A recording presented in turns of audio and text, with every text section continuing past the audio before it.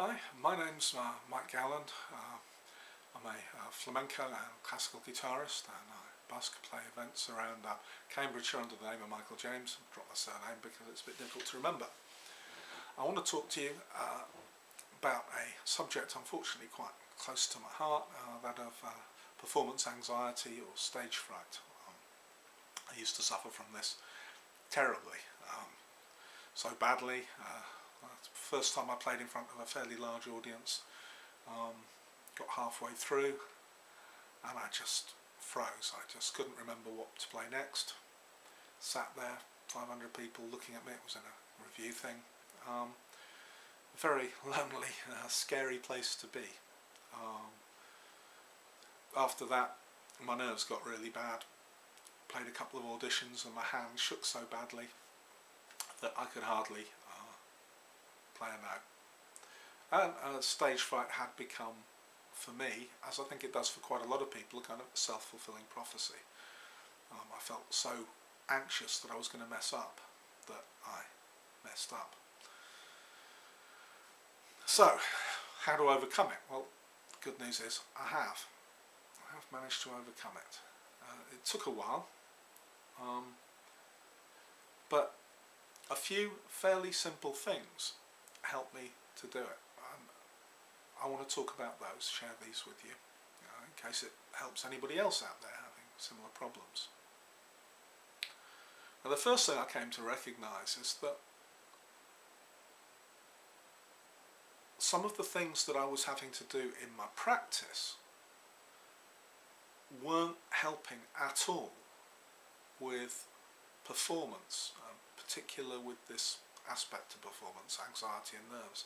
In particular, when I practice, I have to be an absolute perfectionist. Right? Pick up every error. You learn to become very attuned to your mistakes. When you make them, you stop and you try and play the phrase again, and you try and get it right. And it's an excruciating process for you, and it's an excruciating process for anybody who has to listen to it. My family absolutely loathe my learning a piece. So if you approach performance in the same way, it's going to be an excruciating experience for you and the audience, because there is one thing absolutely guaranteed: you're going to make mistakes. And if all you're doing is sitting there looking for those mistakes and making a really big deal out of them, it's going to make it a big deal for the audience, and everyone's going to hate it. So, the most important thing, the single most important thing, is to understand that performance is quite different from practice. And that while in practice you've got to really pick up and try and remedy your mistakes, if you're going to ever be able to perform comfortably in front of people, you have to understand that it is inevitable that you're going to drop a bollock from time to time. A lot of the time it'll just be a note that doesn't sound right, maybe the wrong note. Sometimes it'll be something more serious, like just losing where you are in the music completely.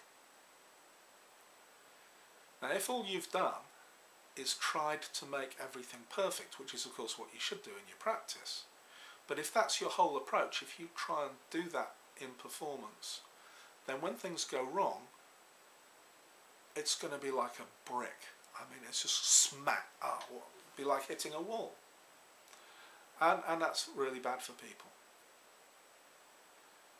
So what you need to do is practice for those occasions when you drop a bollock. Develop strategies for dealing with them.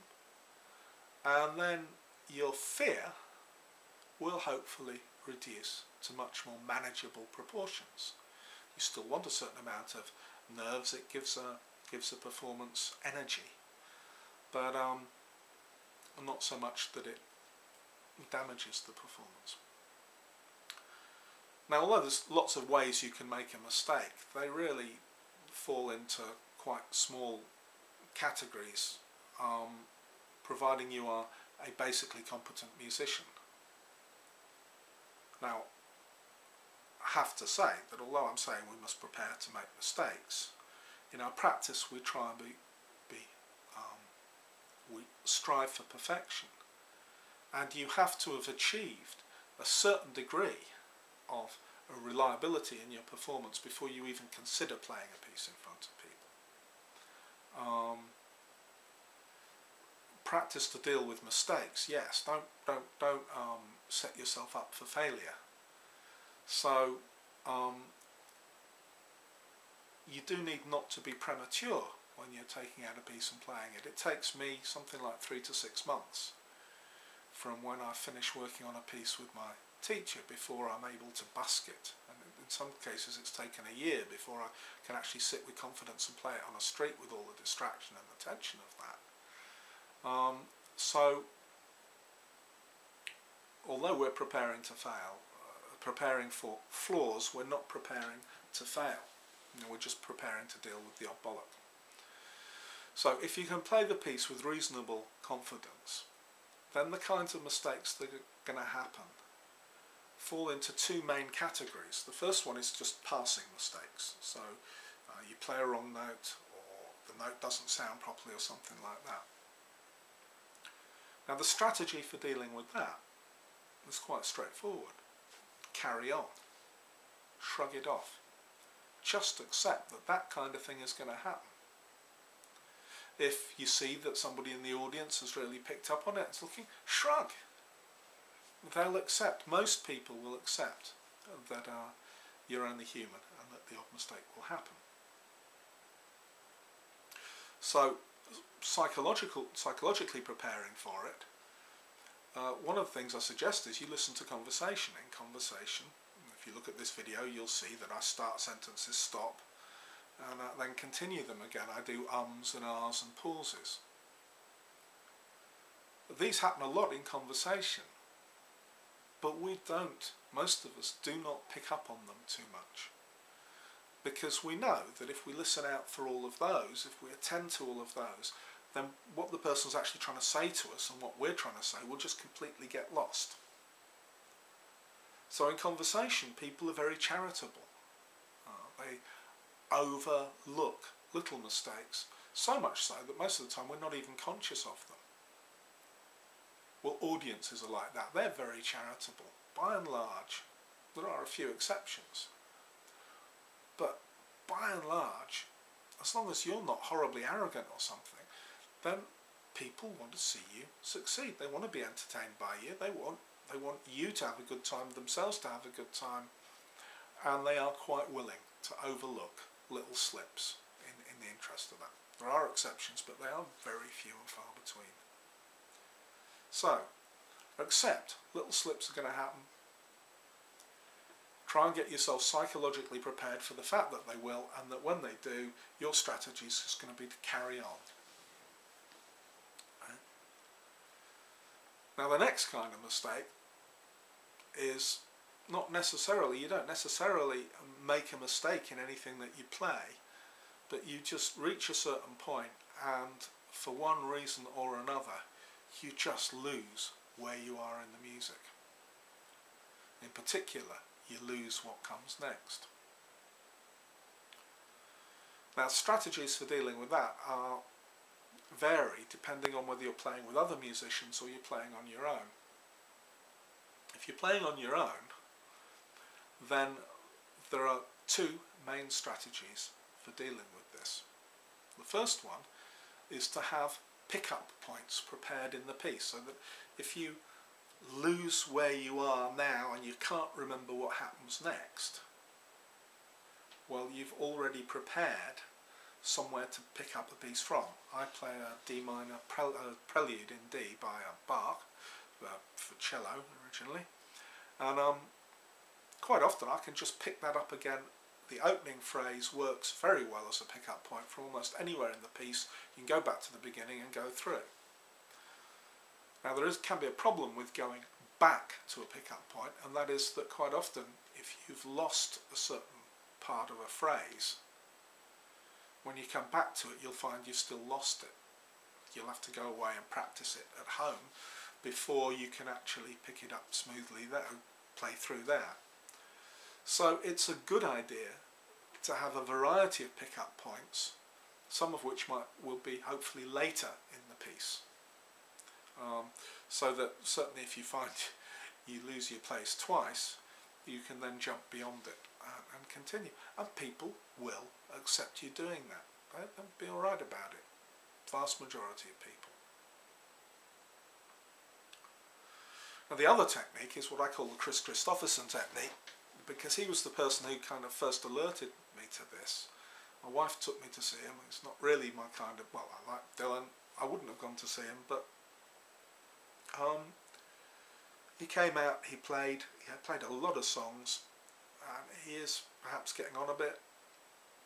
His memory's not everything that it was, and he quite often just lost the piece completely. Couldn't remember where he was in the song, couldn't remember a verse, couldn't remember what happened next, and he just went, oh, I've lost that, never mind, and decided to play another one. And nobody cared, because he was relaxed and easygoing about it. They just accepted it. It happens. People forget things. They come out for a good time, not to sit there and bitch. And it worked. So you can use the Chris Christopherson technique. And if you really lose it and you haven't got another place to jump into, you can just throw up your hands and go, oh, I've just lost it. One of those days. And if you aren't really uptight about it, the audience won't be. Just play something else. As long as the something else is good and listenable, they'll be okay with it. So, those really cover almost all the kind of bollocks you're going to drop when you're playing. It's either a single note, a little bit missed that you can just carry on, or it's losing where you are in a big way, in which case you either need somewhere to jump to or something to go on to. Now the situation's slightly different if you're playing with a band. If you're playing with a band, if you just fuck up a note, carry on. That's the only thing to do. But if you lose where you are, it's more difficult with a band, because you can't just jump to another place, because the band aren't going to know what the hell's going on. Now, if you're with a band, you have one or a group or an orchestra. Depending on what part you're playing, if you're not kind of soloing and right up front, you have a technique that isn't available to a solo guitarist, and that is to simply backpedal for a few bars till you do find your place. This is if you drop one of the errors where you just lose everything, lose the flow. So you backpedal for a few bars and then pick up. Now if you're going to be playing a solo or something and that happens, you need one or two things. You either need the whole band to jump to one of these pickup points, and you can prepare to do that. I mean, a professional band should prepare to do this, because things are going to happen. You're going to make mistakes, but also you're going to get things like broken strings, meaning that somebody can't carry on, or carries on with difficulty. So practicing dealing with these problems is a good idea for a band just as much for an individual. And there are things you can do. Pick-up point might be the bridge. Go to the bridge, go to the chorus. So you can, a band can, if they prepared it in advance and you have cues to let people know that you've got a problem, can shift to the bridge, can shift to the chorus. So this pick-up point technique can work. If it's really bad, you've lost it and the band's not prepared, you can just throw your hands up, smile, and just wait for a minute or two until you can pick up the riff again. With the band you don't have the option of just abandoning the piece. Hopefully not, because the others will carry on. But you do have the option of cutting a solo short. I've just lost it. Now, one of the things I've noticed, the next part, is that you tend to have good days and bad days. Good days, everything goes nicely. Bad days, it just feels like you cannot do anything right. So if you're having one of those, then the problem is you play a bum note, you carry on, but then you play another one, you carry on. That can start to build up a bit. You lose where you are in a piece, you go on to the next one, you lose where you are in that, it begins to get an issue. If you're playing from a program, you can have a real problem there because you've announced in advance what you're playing, you were expected to play it, all you can really do is soldier on. But if you're playing a function or you're busking, you can have strategies for dealing with this.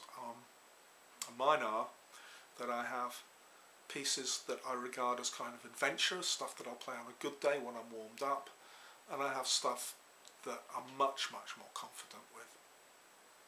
And my strategy is to open up with pieces I know really well, that I've played time after time and that I'm really confident I can play well. If I start having a bad day, I will fall back on pieces like that, simpler pieces, pieces I learnt years ago that I've played regularly ever since. It's important not to go back to things you haven't practiced. But things that I know I can kind of trot out, they're my staples.